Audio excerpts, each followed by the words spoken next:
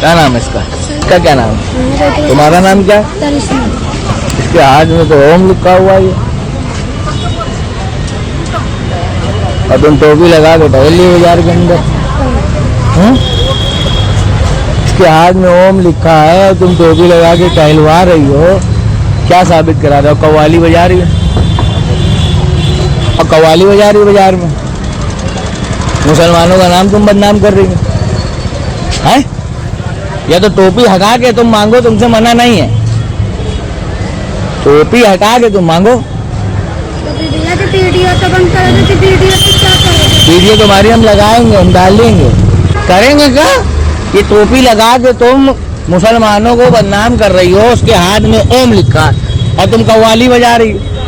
तुम टोपी हटा के मांगो भी, हमें मतलब नहीं है, मगर इसकी बेइज्जती ना करो, इसको हटा दो। अब तुम मांगो। टोपी क्या करेंगे हम तुम्हें दे के? तुम ऐसे भीख मांगो।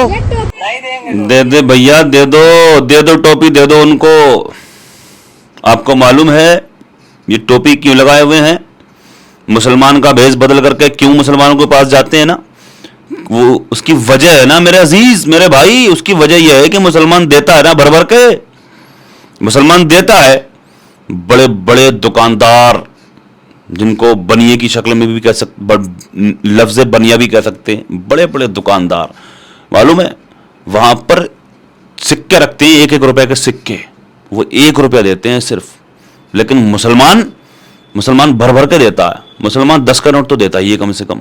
उसकी वजह यही है, वरना इसीलिए बेचारे वहां जाते नहीं है यार। इसीलिए मुसलमानों का भेष बदल करके मुसलमानों के मोहल्ले में आते हैं। आए दिन गैर मुस्लिम औरतें, गैर मुस्लिम खवातीन नकाब पहन करके आती हैं मुसलमानों के मोहल्ले में।